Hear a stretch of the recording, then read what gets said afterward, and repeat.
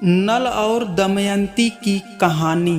धर्मराज युधिष्ठिर के आग्रह करने पर महर्षि बृहदस्थ ने नल दमयंती की कथा सुनाते हुए कहते हैं, हे धर्मराज, निषाद देश में वीरसेन नाम के एक पुत्र का नाम नल था। वे बड़े गुणवान, परम सुंदर, सत्यवादी, जितेंद्रिय, सबके प्रिय, वेदज्ञ एवं ब्राह्मण भक्त थे। उनकी सेना बहुत बड़ी थी। वे स्वयं अस्त्र विद्या में बहुत निपुण थे। वे वीर योद्धा, उदार और प्रबल पराक्रमी भी थे। उन्हें जुआ खेलने का बड़ा शौक था। उन्हीं समय विदर्भ देश में भीम नाम के एक राजा राज्य करते थे। वे भी नल के समान ही सर्वगुण संपन्न और पराक्रमी थे। उन्होंने दमन ऋषि को प्रसन्न करके उनसे वरदान से 4 संतानें प्राप्त की थी, 3 पुत्र और 1 कन्या। पुत्रों के नाम थे दम, दांत और दमन। पुत्री का नाम था दमयंती। दमयंती लक्ष्मी के समान रूपवती थी। उसके नेत्र विशाल थे। देवताओं और यक्षों में भी वैसी सुंदरी कन्या कहीं देखने में नहीं आती थी। उन दिनों कितने ही लोग विदर्भ देश से निषद देश में आते और राजा नल के सामने दमयंती के रूप और गुण का बखान करते थे। निषाद देश से विदर्भ में जाने वाले भी दमयंती के सामने राजा नल के रूप, गुण और पवित्र चरित्र का वर्णन करते हैं। इस प्रकार दोनों के हृदय में पारस्परिक अनुराग अंकुरित हो गया। एक दिन राजा नल ने अपने महल के उद्यान में कुछ हंसों को देखा। उन्होंने एक हंस को पकड़ लिया। हंस ने कहा, आप मुझे छोड़ दीजिए तो हम लोग दमयंती के पास जाकर आपके गुणों का ऐसा वर्णन करेंगे कि वह आपको अवश्य वर लेगी। नल ने हंस को छोड़ दिया। वे सब उड़कर विदर्भ देश में गए। दमयंती अपने हंसों को देखकर बहुत प्रसन्न हुई और हंसों को पकड़ने के लिए उनकी ओर दौड़ने लगी। दमयंती जिस हंस को पकड़ने के लिए दौड़ती, वह बोल उठता है कि अरे दमयंती, निषाद देश में एक नल नाम का एक राजा है। वह अश्विनी कुमार के समान सुंदर है। मनुष्यों में उसके समान सुंदर और कोई नहीं है। वह मानो मूर्तिमान कामदेव है। यदि तुम उसकी पत्नी हो जाओ तो तुम्हारा जन्म और रूप दोनों सफल हो जाएंगे। हम लोगों ने देवता, गंधर्व, मनुष्य, सर्प और राक्षसों को घूम घूम कर देखा है। नल के समान कहीं सुंदर पुरुष देखने में नहीं आया है। तुम जैसे स्त्रियों में रत्न हो, वैसे ही नल पुरुषों में आभूषण है। तुम लोगों ने जोड़ी बहुत ही सुंदर लगेगी। दमयंती ने कहा, हंस, तुम नल से भी ऐसी बात कहना। हंस ने निषाद देश में लौटकर नल से दमयंती का संदेश कह दिया। दमयंती हंस के मुंह से राजा नल की कीर्ति सुनकर उनसे प्रेम करने लगी। उसकी आसक्ति इतनी बढ़ गई कि वह रात दिन उनका ही ध्यान करता रहता था। शरीर धूमिल और दुबला हो गया। वह दीन सी दिखने लगी। सखियों ने दमयंती के हृदय का भाव ताड़कर विदर्भ राज से निवेदन किया कि आपकी पुत्री अस्वस्थ हो गई है। राजा भीम ने अपनी पुत्री के संबंध में बड़ा विचार किया। अंत में वह इस निर्णय पर पहुंचे कि मेरी पुत्री विवाह योग्य हो गई है, इसलिए इसका स्वयंवर कर देना चाहिए। उन्होंने सब राजाओं को स्वयंवर का निमंत्रण पत्र भेज दिया और सूचित कर दिया कि राजाओं को दमयंती के स्वयंवर में पधार कर लाभ उठाना चाहिए और मेरा मनोरथ पूर्ण करना चाहिए। देश देश के नरपति हाथी, घोड़े और रथों की ध्वनि से पृथ्वी को मुखारित करते हुए सज धज कर विदर्भ देश में पहुंचने लगे। भीम ने सबके स्वागत सत्कार की समुचित व्यवस्था की। देवर्षि नारद और पर्वत के द्वारा देवताओं को भी दमयंती के स्वयंवर का समाचार भेज दिया गया।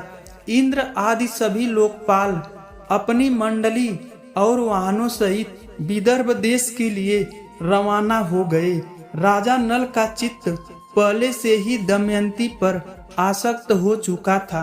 उन्होंने भी दमयंती के स्वयंवर में सम्मिलित होने के लिए विदर्भ देश की यात्रा की। देवताओं ने स्वर्ग से उतरते समय देख लिया कि कामदेव के समान सुंदर नल दमयंती के स्वयंवर के लिए जा रहे हैं। नल की सूर्य के समान कांति और लोकोत्तर रूप संपत्ति से देवता भी आश्चर्यचकित हो गए। उन्होंने पहचान लिया कि यही राजा नल है। उन्होंने अपने विमानों को आकाश में खड़ा कर दिया और नीचे उतरकर नल से कहा, हे राजेंद्र नल, आप बड़े सत्यव्रती राजा हैं। आप हम लोगों की सहायता करने के लिए दूत बन जाइए। नल ने प्रतिज्ञा कर ली और कहा कि करूँगा। फिर पूछा कि आप लोग कौन हैं और मुझे दूत बनाकर कौन सा काम लेना चाहते हैं। इंद्र ने कहा, हम लोग देवता हैं। मैं इंद्र हूँ और ये अग्नि, वरुण और यम है। हम लोग दमयंती के लिए यहाँ आए हैं। देवताओं ने नल से कहा कि आप हमारे दूत बनकर दमयंती के पास जाइए और कहिए कि इंद्र, वरुण, अग्नि और यम देवता तुम्हारे पास आकर तुमसे विवाह करना चाहते हैं। इनमें से तुम चाहे जिस देवता को पति के रूप में स्वीकार कर लो। राजा नल ने दोनों हाथ जोड़कर कहा कि हे देवराज, वहाँ आप लोगों के और मेरे जाने का एक ही प्रयोजन है, इसलिए आप मुझे दूत बनाकर वहाँ भेजे। यह उचित नहीं है। जिसकी किसी स्त्री को पत्नी के रूप में पाने की इच्छा हो चुकी हो, वह भला उसको कैसे छोड़ सकता है और उसके पास जाकर ऐसी बात कह ही कैसे सकता है। आप लोग कृपया इस विषय में मुझे क्षमा कीजिए। दमयंती का स्वयंवर हुआ, जिसने न केवल धरती के राजा बल्कि देवता भी नल का रूप धरकर आ गए। स्वयंवर में एक के साथ कई नल खड़े थे। सभी परेशान थे कि असली नल कौन होगा, लेकिन दमयंती जरा भी विचलित नहीं हुई। उन्होंने आंखों से ही असली नल को पहचान लिया। सारे देवताओं ने भी उनका अभिवादन किया। इस तरह आंखों में झलकते भावों से ही दमयंती ने असली नल को पहचान कर अपना जीवन साथी चुन लिया और उनसे विवाह भी कर लिया। नव दंपति को देवताओं का आशीर्वाद भी प्राप्त हुआ।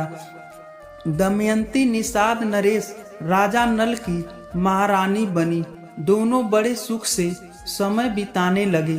दमयंती पतिव्रताओं में शिरोमणि थी। अभिमान तो उसे कभी छू भी न सकता था। समय के अनुसार दमयंती के गर्भ से एक पुत्र और एक कन्या का जन्म हुआ। दोनों बच्चे माता पिता के समान अनुरूप ही सुंदर रूप और गुण से संपन्न थे। समय सदा एक सा नहीं रहता। दुख सुख का चक्र निरंतर चलता ही रहता है। वैसे तो महाराज नल गुणवान, धर्मात्मा तथा पुण्य लोक थे, किंतु उनमें एक दोष था, जुए का व्यसन।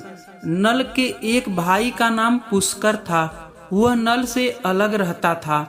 उसने उन्हें जुए के लिए आमंत्रित किया। खेल आरंभ हुआ। भाग्य प्रतिकूल था। नल हारने लगे। सोना, चांदी, रथ, राजपाट सब हाथ से निकल गया। महारानी दमयंती ने प्रतिकूल समय जानकर अपने दोनों बच्चों को विदर्भ देश की राजधानी कुंडिनपुर भेज दिया। इधर नल जुए में अपना सर्वस्व हार गए।